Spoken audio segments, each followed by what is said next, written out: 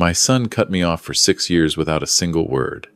But when he saw my new lakefront cottage on Facebook, he suddenly called. "Dad, I need $175,000 by next week. Don't make this difficult." He expected money. I brought something else entirely. Before we continue, please subscribe to the channel and write in the comments what time it is where you are now. The October morning was crisp, leaves turning gold and crimson outside my Toronto townhouse. I sat at my kitchen table, coffee steaming beside my laptop, reviewing quarterly statements from my investment portfolio. Modest gains, steady returns.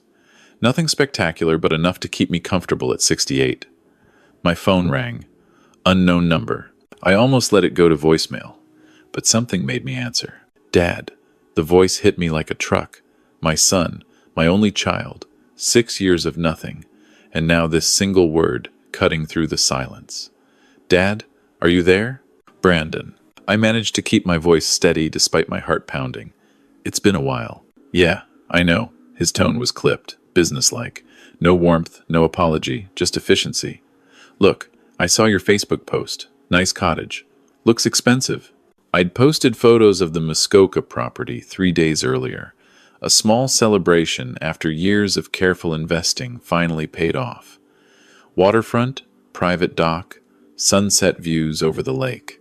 I'd been proud of it. "I need $175,000, Brandon continued. "Transfer it by next Friday. Stephanie and I have an opportunity that won't wait." Stephanie, his wife, the woman who'd convinced him I was holding him back, that I owed him more than I'd given, that my modest lifestyle was proof I was hiding wealth from my own family. "Brandon, I don't understand. 6 years, not a word, and now—" "Don't make this complicated, Dad. You obviously have money. That cottage alone must have cost you $500,000. I'm your son. This is what family does." The line went dead. I sat there, phone pressed to my ear, listening to nothing. Slowly, I set it down on the table. My hands were trembling, not from age, but from the audacity of what had just happened. $175,000, demanded like I owed him rent. I stood and walked to the window overlooking my small backyard. The maple tree I'd planted when Brandon was born had grown tall and strong. 42 years of growth. I'd thought our relationship would be the same. 6 years ago, everything had shattered. I'd sold my HVAC company after 38 years of building it from a single truck and a dream into something respectable. The sale brought in $1.8 million, more than I'd ever expected. I'd been generous, or so I thought. Gave Brandon and Stephanie $250,000 outright, no strings attached. Helped them with the down payment on their house in Vancouver. Set them up for success. It hadn't been enough. The memories surfaced unbidden. Stephanie, standing in my living room, arms crossed, her voice sharp as broken glass. "You sold the company for almost $2 million and gave us scraps? We deserved at least half. Brandon worked summers at that company. He has equity in what you built." Brandon had worked 3 summers during university. Filing paperwork, answering phones. He'd quit each August to go traveling with friends. But according to Stephanie, this made him a partner, entitled to equal share. The sale covered debts, I'd tried to explain. Employee severances, pension contributions for people who worked with me for decades. The $1.8 million wasn't cash in my pocket. But Stephanie had talked over me, her voice rising, accusing me of hiding assets, of loving strangers more than my own blood. And Brandon, my son, had stood beside her, saying nothing in my defense. Just watched while his wife dismantled our relationship word by word. I'd asked them to leave. They'd left. That was 6 years ago. Since then, silence. I'd sent birthday cards, Christmas messages, texts, asking if we could talk, if we could find some middle ground. Nothing. Each message returned, unopened or ignored.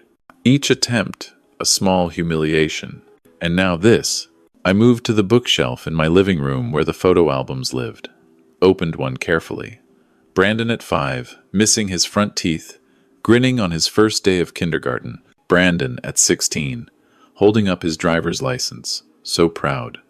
Brandon at 28, his wedding day, looking at Stephanie like she'd hung the moon. When had that hope become this cold transaction? I pulled out my phone, opened our message thread. 6 years of one-sided conversation stared back at me.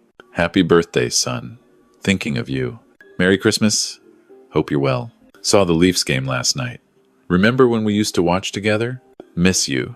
Each message a monument to rejection. I set the phone down and made myself breathe slowly. I needed to think, not react.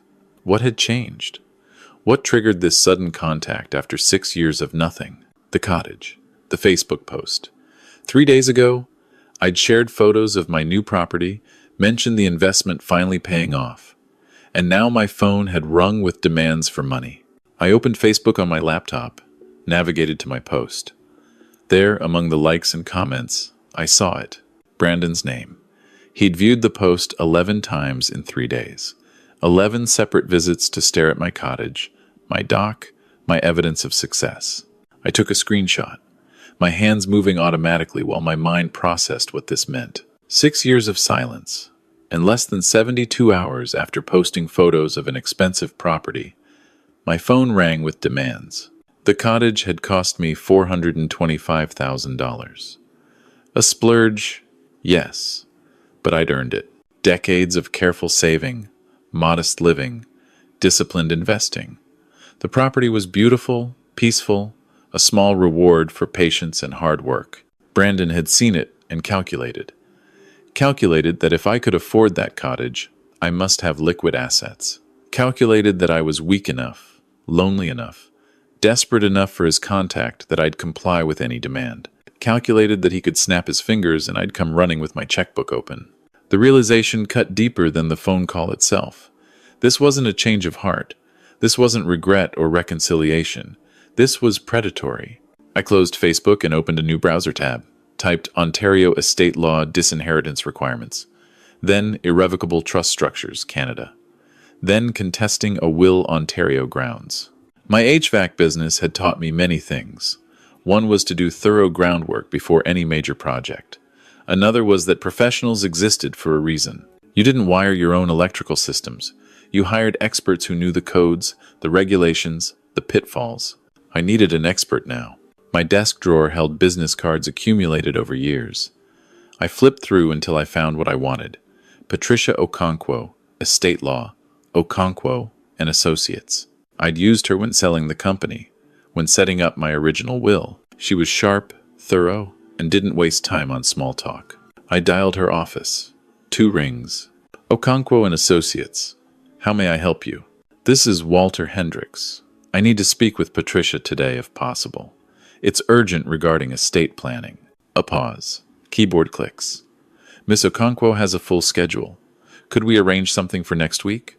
Please tell her it concerns completely restructuring my will. I can work around her schedule. One moment. Hold music played.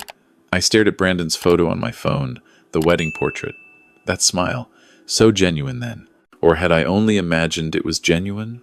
Mr. Hendricks? The receptionist returned. Miss Okonkwo can see you at 3:30 this afternoon. I'll be there. I spent the next few hours gathering documents, financial statements, property deeds, investment portfolios, records of the $250,000 I'd given Brandon and Stephanie 6 years ago. Patricia would need to see everything, understand the full picture, but more than that, I needed to prepare myself mentally. This wasn't about revenge in the petty sense. This was about consequences, about demonstrating that respect couldn't be demanded with threats, about showing my son that choices had prices. The drive to Patricia's office took 40 minutes through afternoon traffic. Her building was modern glass and steel near Bay Street, professional without being pretentious. I'd been here before, years ago, when life was simpler. Patricia met me in the lobby. Late 50s, silver-streaked hair pulled back, her handshake firm. She noticed something in my expression immediately. Walter, come in. You sounded serious on the phone. Her conference room overlooked the city, afternoon light filtering through the blinds. I sat across from her and opened my folder, laying out documents methodically. the Facebook screenshots with timestamps. Brandon's viewing history, a timeline documenting 6 years of unanswered messages. My son hasn't spoken to me in 6 years, I said, keeping my voice level. 3 days ago, I posted photos of a cottage I purchased. This morning, he called demanding $175,000. That tells me everything I need to know about why he reached out. Patricia took notes, her pen moving steadily. Tell me about the estrangement, I explained. The company sale, the $250,000 gift, Stephanie's accusations, Brandon's silence while his wife attacked me, the 6 years of nothing that followed. I tried, I continued, tapping my timeline. Cards, messages, every attempt documented here. Every rejection. Patricia studied the papers. When she looked up, her expression was professionally neutral, but her eyes showed understanding. She'd seen this pattern before. What do you want to do, Mr. Hendricks? I want to create a new will. I want to disinherit Brandon completely. Everything I have, approximately $1.2 million in assets, goes to Habitat for Humanity instead. Patricia set down her pen. Mr. Hendricks, I need to ask clearly. Are you certain? Disinheriting your only child is legally valid, but it's significant. Once you present this to him, there's no taking it back. I've had 6 years to think about what family means. My voice was steady. He made his choice when he let his wife tear apart our relationship over money. Now I'm making mine. She nodded slowly, pulled her legal pad closer. If he contests, he'll likely claim undue influence or diminished capacity. We need to document that you're acting voluntarily, that you understand the implications. Then document it. I want this ironclad. For the next hour, we worked through details. Specific language, asset inventory, witness requirements. Patricia asked probing questions about my mental state, my reasoning, my voluntary decision-making. Standard procedure to demonstrate competency if the will was challenged. I answered everything clearly, explaining my reasoning without anger. This was business. Strategic. The same approach I'd used for every major decision in my career. I'll draft this tonight, Patricia said finally. Ready by tomorrow morning. Given the complexity, I'll need a retainer. I wrote the check without hesitation. One more thing. I paused at her door. I want multiple notarized copies prepared. 5, plus the original. Her pen stopped. That's unconventional. Most people keep wills private until after death. I allowed myself a cold smile. I'm not most people, and I want him to understand exactly what his phone call cost him. Patricia studied me, then nodded. I'll arrange it. I drove home through evening traffic, the city lights beginning to glow. The weight of what I'd set in motion felt substantial, real, but my resolve didn't waver. Tomorrow morning, Patricia would have the documents. Then I'd contact Brandon, accept his invitation to discuss the money, bring him something very different from what he expected. I slept poorly, anticipation overriding doubt. By 7, I was showered and dressed. By 8:30, I was in Patricia's office, signing documents. 6 signatures, 6 notarizations, each seal pressed firmly into paper, transforming drafts into official legal instruments. By 10, I was home, staring at my phone. I typed a message to Brandon. I've thought about your request. Let's meet to discuss it properly. When works for you? His response came within minutes. Eager. Tomorrow evening? Our place? Stephanie's making dinner. 6 p.m. I'll be there. The next 30 hours moved slowly. I prepared, organized my thoughts, placed the documents in a leather portfolio, chose my clothes carefully.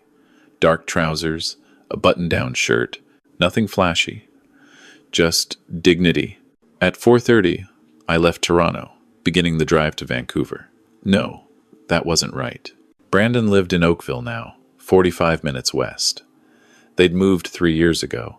Information I'd learned through mutual acquaintances, not from my son. Their neighborhood announced itself in manicured lawns and fresh paint, the kind of presentation that mattered to people who cared about appearances. Their house was a 2-story colonial, professional landscaping, the perfect suburban image. I sat in my car, hands on the wheel, the portfolio beside me. Through the front window, I could see movement. They were watching for me. I picked up the portfolio and walked to their door. Measured steps. No hesitation. The door opened before I could knock. "Dad!" Stephanie's voice was too bright, her smile too wide. "We're so glad you could come." She hugged me briefly, a performance of warmth where no warmth existed. Brandon appeared behind her, extending his hand. "Good to see you, Dad, really."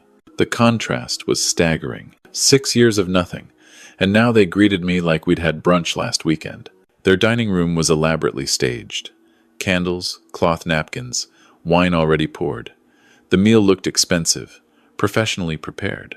"We thought we'd make this special," Stephanie said. "Families should celebrate being together again." I sat, placing the portfolio beside my chair. Brandon's eyes flicked to it, then away. Stephanie poured more wine with slightly trembling hands. The meal proceeded with forced conversation. Brandon asked about my health, my investments, my cottage. Questions designed to inventory my resources without appearing mercenary. Stephanie discussed real estate trends, business opportunities, establishing expertise. I ate little, watched everything. After the main course, Brandon leaned back with practiced casualness. "Dad, about the money I mentioned. Stephanie and I have an incredible opportunity. A development project in Niagara. Premium condos, projected returns of 20% annually. But we need to move fast. The window closes next week." "We wouldn't ask if it wasn't important," Stephanie added, right on cue. "We've been working so hard on this. It could change everything for us." I leaned back, arms crossed, letting them finish. Brandon laid out vague details, wrapped in financial jargon, meant to sound legitimate while saying nothing concrete. Stephanie nodded along, playing the supportive wife. When they finally paused, I spoke quietly. "I do understand building things. I spent 38 years building mine." I met Brandon's eyes, then Stephanie's. "I also understand what happens when people only see you as a means to an end." I reached for the portfolio, opened it slowly, withdrew 2 copies of the will, slid them across the table like dealing cards. The documents landed between the candles and wine glasses with devastating finality. Brandon picked his up first. I watched his face shift. Confusion, comprehension, fury. He stood abruptly, chair scraping loudly against the floor. "What is this?" His voice rose. "A will? You brought your will to dinner?" Stephanie read slower, her polished facade crumbling as understanding set in. "You asked for $175,000 after 6 years of silence," I said calmly. "I thought you should know where you stand. You're not in this document. Neither of you. Everything goes to Habitat for Humanity instead." "You can't do this!" Brandon's face had gone red. "I'm your son, your only child. That money is my inheritance." "You were my son." I kept my tone steady. "Then you chose to become a stranger who only calls when he wants money. This is what that choice costs." Stephanie slammed her copy on the table. "We'll contest this. We'll prove you're not competent. No rational person would do this." I stood, preparing to leave. "I'm perfectly sound. Ask the lawyer, the notary, the witnesses. This document is legal, filed, and final." I looked at Brandon, seeing his calculation exposed. "You wanted to know my value in dollars. Now you know. To you, I was worth a phone call after 6 years. To me, my legacy is worth more than that." I walked toward the door. "You'll regret this," Brandon's voice cracked. "You think you can just walk away?" I paused but didn't turn. I've spent 6 years with regrets. Tonight I finally have clarity instead. I stepped into the cool evening air. Behind me, shouting began, but they were arguing with each other now, not me. Accusations about whose idea this had been, whose plan had failed. I drove away, watching in my rearview mirror as the front door stood open. Brandon silhouetted in the light, phone already at his ear. This wasn't ending. This was just beginning. My phone woke me before dawn, buzzing insistently. The screen showed 17 missed calls. Brandon, Stephanie, unknown numbers. Text messages flooding in, too many to count. The war had begun. I made coffee first, showered, dressed, established normalcy before engaging. I'd expected this. Panicked people made mistakes. At my laptop, I documented everything. Screenshots of messages, recordings of voicemails, a spreadsheet tracking every contact attempt. Brandon's early texts alternated between guilt and fury. "Dad, please call. I'm sorry we argued. Let's talk about this." Then, 6 hours later, "You're being completely unreasonable.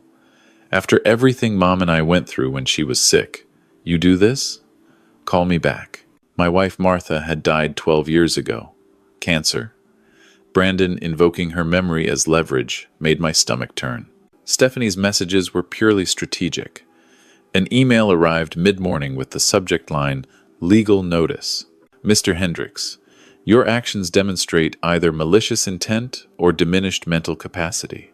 We will be consulting with counsel about challenging your recent will. This can be resolved amicably, or it can become expensive. Your choice." I copied everything into my evidence folder. The construction of defenses required documentation. The third day brought Stephanie herself. I was at my kitchen window when her BMW pulled aggressively into my driveway. She got out, slammed the door, stood on my front lawn in her designer coat. "Walter!" she shouted toward my window. "I know you're in there. You can't hide from family." I stayed back from the window but pulled out my phone, started recording. Ontario was one-party consent for recordings on private property. Stephanie alternated between crying and yelling. "You're being cruel, vindictive. Everyone needs to know what kind of father abandons his only son." Neighbors were noticing. Curtains moved across the street. Then Michael Chen emerged from next door. 71. Retired teacher. The kind of man who'd seen everything and feared nothing. He walked toward Stephanie with measured calm. "Ma'am, I'm going to ask you to leave." His voice carried authority. "This is disturbing the neighborhood, and Mr. Hendricks is within his rights not to engage. If you don't leave, I'll be making a phone call." Stephanie turned on him. "You don't understand what he's—" "I understand you're on someone else's property, making a scene." Michael's tone didn't change. "Time to go." She got back in her car, but not before shouting toward my window. "This isn't over. We'll see what a judge thinks about your mental state." Michael waited until she'd driven away, then walked to my door. I opened it before he could knock. "You all right, Walter?" His weathered face showed concern. That was quite a performance. "I'm fine, Michael." Documented everything. I gestured to my phone. "If this escalates, might need you as a witness. 30 years teaching high school. I know how family disputes turn ugly." He nodded slowly. "You've got my number." That evening, I composed an email to Patricia. Attached everything.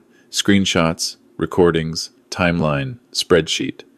Subject line, anticipated legal challenge, documentation. Her response came within the hour. "This is thorough. Schedule a meeting for tomorrow. We need to prepare for what's coming." The meeting confirmed what I suspected. Brandon and Stephanie had retained Daniel Morrison, a litigation attorney known for aggressive inheritance disputes. They were filing to contest the will on grounds of diminished capacity and undue influence. "We need medical documentation," Patricia said. "A full cognitive evaluation, psychological assessment, anything proving you're of sound mind." I spent the next week in appointments. Dr. Patterson, my physician of 20 years, conducted comprehensive testing, memory, reasoning, processing speed, blood work. Everything came back clean. "Walter, your cognitive function is excellent," he said, reviewing results. "Better than most men your age.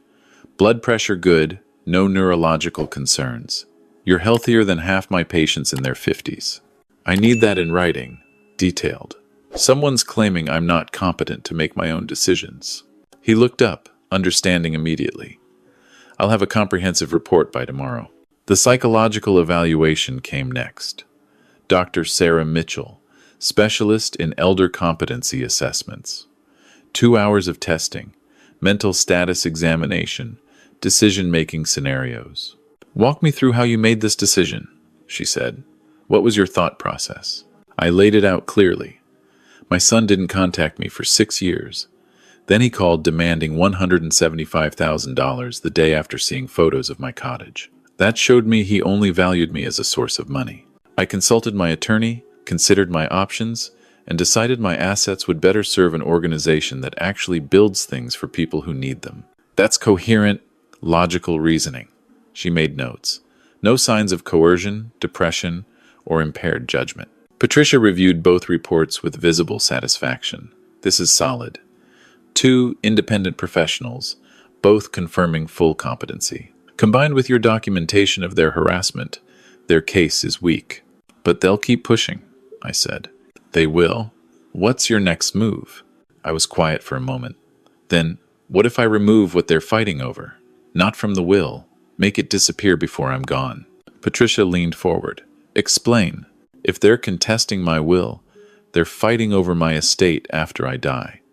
But what if significant portions aren't there anymore? What if I transfer assets now, during my lifetime, to the charity, an irrevocable trust? She pulled her laptop closer. That's aggressive. Once done, those assets are gone. You can't change your mind. I won't change my mind. She studied me for a long moment. Let me draft something. Come back Thursday. I spent those days reviewing finances, account statements, investment portfolios, property valuations, calculated what I could transfer while maintaining comfortable retirement. The number settled at $400,000. Significant enough to matter, not so much I'd compromise my security. Thursday arrived. Patricia had prepared thoroughly. An irrevocable charitable trust removes assets from your estate immediately, she explained. They're gone. Not in your will. Not contestable. Brandon and Stephanie can fight over what remains, but they can't touch what's already transferred. And my living expenses? You'll retain approximately $800,000 in assets, plus your properties. More than enough for comfortable retirement. I studied the trust documents, pages of legal language, but the core was clear. Irrevocable transfer to Habitat for Humanity. Once signed, permanent. Once I sign, no one can challenge it. Claim I was incompetent. We have your medical evaluations, witness testimony, documentation of your deliberative process. This trust is as bulletproof as any legal document can be. I looked at the papers. $400,000 gone from any future fight. Transformed from contested inheritance into immediate charitable benefit. They want to fight over my money? Let's give them less to fight over. The signing was meticulous. Same witnesses as the will, same careful notarization. When completed, I called my investment broker. Mark, I need to execute a transfer. $400,000 in securities from my primary investment account to a new trust account. Silence. Then, that's substantial, Mr. Hendricks. Charitable trust. Habitat for Humanity. People who build things deserve support. I'll process it today. Patricia watched me pocket my phone. You mentioned wanting to make a public statement. I'd advise caution. I understand. But Brandon and Stephanie are controlling the narrative. People are hearing I'm senile or cruel. I want my version out there. Keep it brief, factual. Don't name them. Run it by me first. That evening, I composed carefully. Multiple drafts. Removed anything bitter or defensive. Finally, families are built on respect and love, not financial obligation. After much thought and consultation with legal and medical professionals, I've made decisions about my legacy that reflect my values. Everyone has the right to choose how their life's work benefits the world. Patricia approved. I posted. Comments accumulated quickly. Michael Chen. Well said, Walter. A man's entitled to his decisions. Former colleagues from the HVAC industry, neighbors, friends from my curling league. Support from people who'd known me for years. The narrative was shifting. 3 weeks passed. The legal challenges continued, but momentum had shifted in my favor. Then my phone rang. Brandon's name on the screen. Dad. His voice was subdued, nothing like the angry demands of previous calls. I know you probably don't want to hear from me, but Stephanie and I have been doing a lot of thinking. We handled everything wrong. Could we meet? Not about money. About us. Immediate skepticism. After everything, this felt calculated. Where? I asked. Anywhere you want. Tim Hortons on Lakeshore. Saturday, 2 p.m. We'll be there. Thank you, Dad. Really. I spent the next 2 days preparing. Verified my phone's recording app worked properly. Ontario's one-party consent law meant I could record any conversation I participated in. Saturday arrived. I entered early, chose a corner table with my back to the wall, activated the recording, placed my phone face down before they arrived. Brandon and Stephanie entered together. No expensive clothes today. Casual, subdued. Brandon's eyes looked tired. They sat across from me, both wearing expressions of remorse. Dad, I know we handled everything wrong. Brandon's voice trembled slightly. The things I said, the way I've been talking to someone, a therapist. I realized I let Stephanie's anxiety about money affect how I treated you. Stephanie leaned forward. Mr. Hendricks, Walter, I owe you an apology too. I pushed Brandon to demand money when we should have just asked to reconnect. Financial pressure made me lose perspective on what's important. I nodded slowly. I appreciate you saying that. So have we, Brandon said. We don't care about the will or the money. We just want you back in our lives. I let silence hang. Then spoke carefully. I've been reconsidering some decisions, wondering if I acted too hastily. Brandon's eyes sharpened slightly. Reconsidering? Like the will? So they knew. They'd been investigating. Just thinking out loud, I said. Nothing certain. Brandon leaned forward. Dad, if you did reconsider, we wouldn't need much. Maybe just enough to cover some debts. $175,000 would make such a difference. We have mortgage payments causing stress, Stephanie added quickly. If you could help with those, maybe set up something regular, even $4,000 monthly, we could focus on rebuilding our relationship. I pulled out a notepad, wrote down the figures, tapped my pen thoughtfully. You're saying financial stress is preventing you from being present in this relationship? Exactly. Brandon didn't hear the trap. Once we're financially secure, we can really invest in family. Sunday dinners, holidays together. Stephanie laughed nervously. I'd even tolerate your curling friends at Christmas dinner if it meant having you there. So if the financial piece was resolved, you'd prioritize family? Absolutely. Brandon nodded. That's really what this has been about. Security. I'd heard enough. 20 minutes of discussing dollar amounts, payment schedules, what they'd tolerate for money, all recorded. I stood. I'll think about everything you've said. This has been clarifying. Dad, wait. Brandon's voice carried desperation. When will we hear from you? I'll be in touch. I drove home and immediately backed up the audio file. Emailed a copy to Patricia, then sat with headphones, listening again. Brandon's voice. Once we're financially secure, we can really invest in family. Stephanie, I'd even tolerate your curling friends. I stopped the playback, sent Patricia a text. Meeting tomorrow. I have something you need to hear. The conference room felt formal. Brandon, Stephanie, and their attorney Daniel Morrison sat on one side. I took my seat across from them, carrying only a slim folder. Daniel opened professionally. My clients believe Mr. Hendricks' recent decisions were made under emotional duress. However, they're prepared to settle if Mr. Hendricks will restore Mr. Brandon Hendricks as primary beneficiary with a minimum inheritance of $900,000. Patricia responded calmly. Let me address the capacity claim first. She slid documents across. Dr. Patterson, Mr. Hendricks' physician of 20 years. Perfect cognitive scores. Dr. Mitchell, clinical psychologist specializing in competency assessments. Full mental capacity. Sound decision-making. Daniel attempted a counter. The emotional context. The timeline shows careful deliberation, Patricia interrupted. Consultation with counsel. Methodical execution. Furthermore, she paused. 3 weeks ago, Mr. Hendricks established an irrevocable charitable trust, transferring $400,000. Those funds are gone. They cannot be contested. Stephanie's face went white. You what? After your challenge was filed, I decided if you wanted to fight over my estate, I'd make it smaller. Brandon turned to Daniel, panicked. Can he do that? Daniel's professional composure cracked. An irrevocable trust properly executed is beyond challenge. Patricia delivered the final blow. There's one more thing. She connected a speaker to her phone. Mr. Hendricks met with your clients 4 days ago. This conversation was legally recorded. She pressed play. Brandon's voice filled the room. Once we're financially secure, we can really invest in family. Stephanie's laugh. I'd even tolerate your curling friends. Brandon again. Could we talk timelines? How soon could changes be made?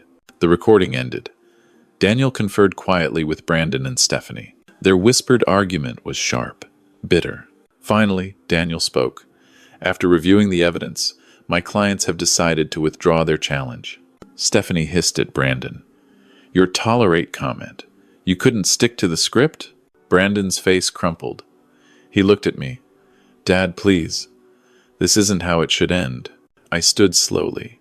6 years ago, you chose money over me. You stopped calling, stopped visiting, cut me out completely, until you saw photos of a cottage. Then suddenly I was worth contacting, but only with a demand. That showed me exactly what I meant to you. I paused. Now you know what that choice costs. I walked toward the door. You'll both be fine. You have jobs, health, each other. You just won't have my money. Live with the choices you made. Behind me, Patricia's voice. Daniel, I'll send withdrawal documents for signature. This matter is concluded. I drove home through late afternoon traffic. The city looked different, sharper. I'd spent 6 years hoping for reconciliation, keeping doors open, waiting for my son to remember I was more than a bank account. That wait was over. At home, I made coffee, sat in my living room. The photo albums were still on the shelf. I didn't open them. Those memories belonged to a different relationship, a different son. My phone buzzed. Michael Chen. Heard things got resolved. Hope you're okay. I texted back. I'm fine. Thanks for everything. Another message. Patricia, well done. You protected what matters. I set the phone down and looked around my house. Modest, comfortable, mine. My cottage waited in Muskoka. My investments were secure. $400,000 was already supporting families who needed homes. People who understood that building something meaningful required effort and integrity. Brandon and Stephanie would tell their version, paint me as cruel, vindictive. But I had the recordings, the documentation, the evidence showing who chose what. I'd spent 38 years in HVAC, understanding systems, understanding that you couldn't build something lasting on a faulty foundation, understanding that sometimes you had to remove damaged components before the whole system failed. This was simply another kind of maintenance, building boundaries, protecting what I'd created, ensuring my legacy went to people who valued effort over entitlement. The sun was setting, painting my living room gold. I sat in my chair, coffee growing cold, and felt something I hadn't felt in 6 years. Peace, not happiness. There was sadness in this ending, grief for the relationship that might have been. But peace. Tomorrow, I'd call Habitat for Humanity, see how they plan to use the trust, maybe volunteer with some builds, work alongside people who understood that creating something meaningful required more than demands and manipulation. Tonight, I just sat in the quiet of my home, free from false hope, free from waiting for someone who only saw me as a resource. The legal war was over. I'd won. But more importantly, I'd protected what I'd spent a lifetime building. Not just money, dignity, autonomy, the right to choose who benefited from my life's work. That was victory enough. If you enjoyed this story, please like this video, subscribe to the channel, and share your thoughts in the comments. Click the video on screen for another story. Thank you for watching.